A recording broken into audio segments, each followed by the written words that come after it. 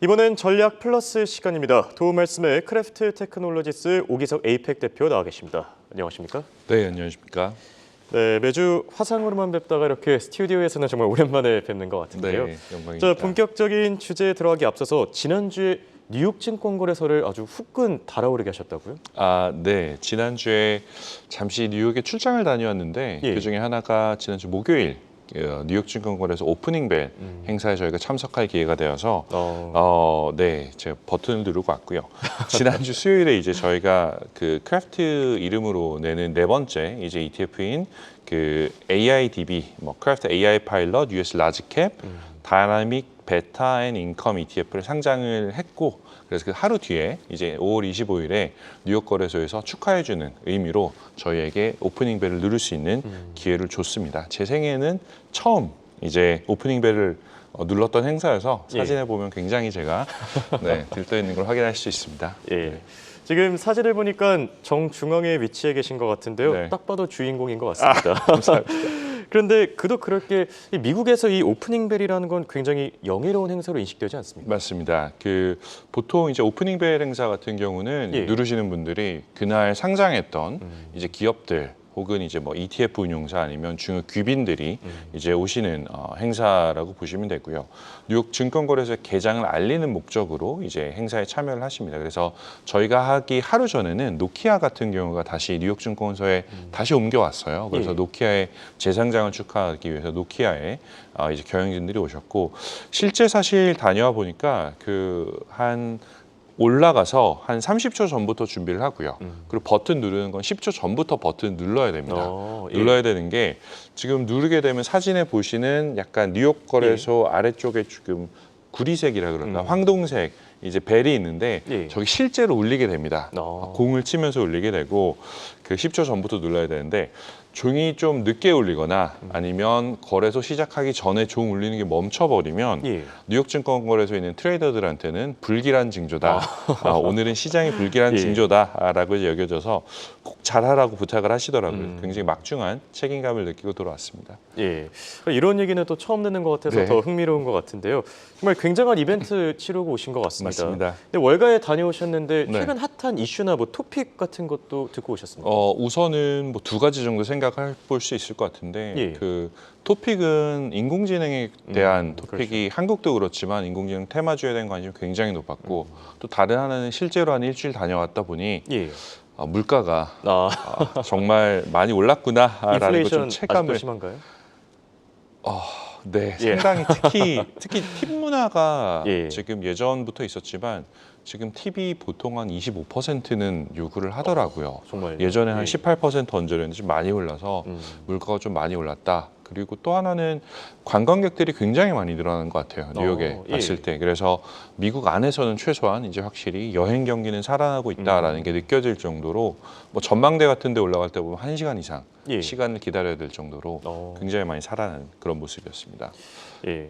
이 생생한 분위기도 같이 듣고 있는 것 같은데요. 아무래도 가장 큰 관심사 그래도 AI 아니겠습니까? 맞습니다. 저희 ETF에 대한 관심도 일부는 있었고요. 다만 저희보다는 훨씬 더 큰 이제 AI 기업들, 대표적으로 엔비디아 같은 경우가 제가 지난주에 뉴욕에 있을 때 핫한 뉴스가 엔비디아가 시총이 1 트릴리언 달러를 넘어선다, 1,300조를 넘어선다라는 그런 부분에서 굉장히 이제 각광을 좀 받았었는데, 특히 이제 칩셋 메이커로는 처음으로 이제 1 트릴리언 달러를 돌파를 했던 이제 그 순간입니다. 현재도 지금 돌파한 상태이고요. 블룸버그 라디오에도 잠깐 제가 나가서 인터뷰를 할 기회가 있었는데 그때도 사실 엔비디아의 그 강세가 초미의 관심사였고요. 지금 저희 회사 같은 경우도 인공지능을 하기 때문에 엔비디아 칩셋을 굉장히 많이 사용을 하고 있거든요.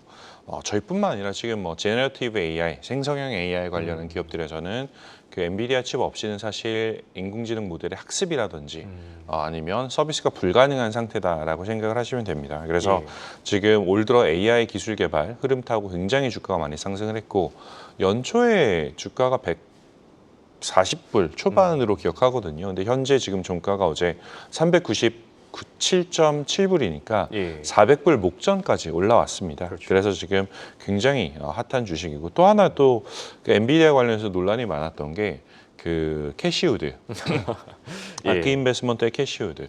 ETF 성과는 굉장히 좋습니다. 다만 이제 그 올 초부터 그 엔비디아 주식을 거의 다 매도를 하고 이제 다른 종목들로 타가는 과정에서 엔비디아의 상승세는 지금 누리지 못했던 이제 그런 것들이 미국 현지에서도 방송에서도 굉장히 많은 인기 혹은 주요한 주제들이 되고 있었던 게 제가 뉴욕에 다녀오면서 전해드릴 수 있는 좀 생생한 뉴스가 아닐까 싶습니다. 네. 실제로 캐시우드의 경우에는 국내 투자자들 사이에서 좀 말이 많긴 했습니다. 아, 그런가요? 예, 이게 뭐 너무 아쉬워 보인다. 그리고 엔비디아가 고평가됐다 이런 말도 하다 보니까 이 눈물의 뭐 손절이 아니었나 뭐 이런 얘기들도 있고요.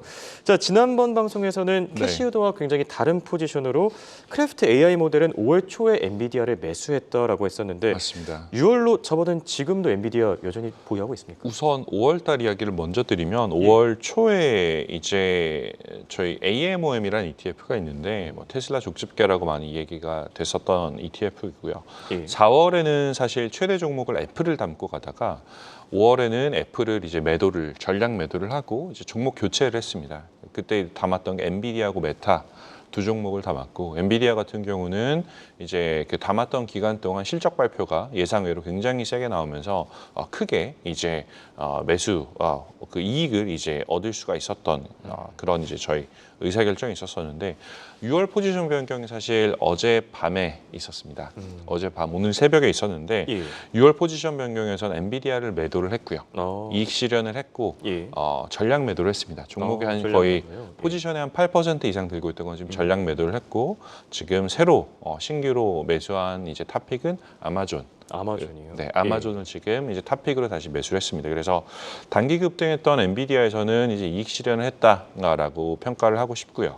아마존을 이제 새로 탑픽으로 선정했는데 그럼 AI에 대한 테마를 이제 AI 매니저는 이제 포기하는 건가? 라고 봤을 때 그렇진 않다라고 생각하는 게 아마존 역시도 사실 AI에 굉장히 크게 투자하는 종목 중에 하나입니다. 그리고 올 초 이후로 굉장히 큰 상승세를 보이고 있는 대표적인 종목 중에 하나이기도 하고요. 그래서 AI 매니저가 AI 테마를 벗어났다라고 하기보다는 새로운 AI 관련 주식으로 갈아탔다라는 느낌으로 생각해 주시면 좋을 것 같습니다. 6월 들어서 엔비디아에서 아마존으로 포지션을 변경했다 내용 들어봤고요.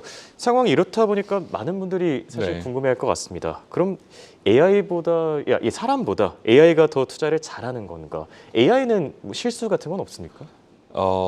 굉장히 좋은 질문이시고 많이 받는 질문이기도 합니다. 우선 두 번째 AI가 실수를 안 하느냐?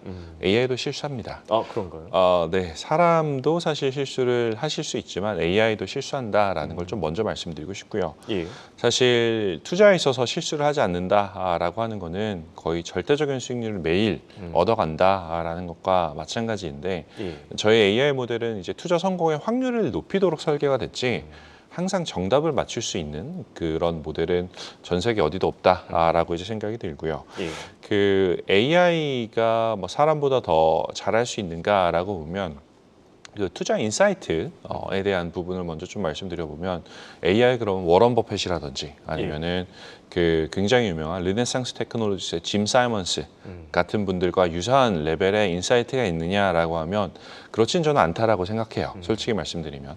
다만 이제 그렇다고 하더라도 어느 정도 훈련된 수준의 이제 그 매니저의 인사이트 정도까지는 근접하지 않았나라고 생각을 하는 게 저도 개인적으로 챗GPT를 많이 사용하거든요. 업무할 때도 쓰고 이메일 작성할 때도 쓰고 많이 쓰는데 도움이 되던가요? 많이 되죠. 왜냐하면 챗GPT는 영어 원어민이잖아요. 그렇죠. 저보다 일단 거기서 낫고 두 번째로는 제가 던지는 질문에 대해서 어느 정도 훈련된 혹은 많이 이제 어느 정도는 그 학습된 수준의 전문가와 유사한 수준의 답변까지는 나오는 것 같아요. 이제 그렇게 생각해 보면 이제 AI 매니저 아직 뭐 AI 매니저라고 하면 좀 너무 이른 이야기일 수도 있지만 AI 매니저도 어느 정도 훈련된 사람 과 유사한 수준의 의사결정을 내리는 게 아닌가라는 생각은 좀 들고 아까 잠깐 다시 이제 돌아오면 인공지능이 실수한다라고 말씀드렸었잖아요. 그럼 어떤 부분에서 조금 취약한가라고 봤을 때 이것도 사람도 좀 비슷하긴 하지만 지금까지 한 번도 보지 못했던 패턴이라든지 이제 뭐 설명 불가능한 변수들 부분에서는 좀 취약성을 보이는 게 사실입니다. 그 예시를 좀 들고 싶은 게 알파고 예전 이제 이세돌 저희 구단과 알파고 대국했던 네 번째 경기가 굉장히 유명하잖아요. 예, 그렇죠. 그 경기에서 78번째 이제 그 이세돌 구단의 그 수가 굉장히 변칙적인 수였었어요. 그 변칙적인 수였었고 거기서부터 흔들렸죠. 예. 알파고가 한 번도 본 적이 없는 혹은 예상하지 못했던 이제 실제 데이터를 봤다 보니 흔들렸던 부분이 생겼는데 이제 그런 부분들 같은 경우는 인공지능 모델이 충분히 취약할 수 있다. 예. 다만 이제 실수해서 또 학습하는 게 다음 경기는 또 이겼죠. 알파고가 마지막 예. 경기는. 그래서 이제 지금 뭐 여전히 굉장히 많은 그 AI 기술들이 지금도 개발 단계이고 성장하는 단계이다는 거 봤을 때 앞으로 좀 더 많은 가능성이 있지 않을까라는 생각을 해보고 예. AI 관련한 게 이제 미국 뉴욕에서 굉장히 핫하다라고 말씀드렸는데 주식 시장도 핫하지만 ETF 업계에서 지금 커다란 화두인 건 사실입니다. 저희뿐만 아니라 지금 미국의 그 뉴욕 증권거래소에 AI 관련한 ETF가 한 37개 정도 상장이 돼 있거든요. 예.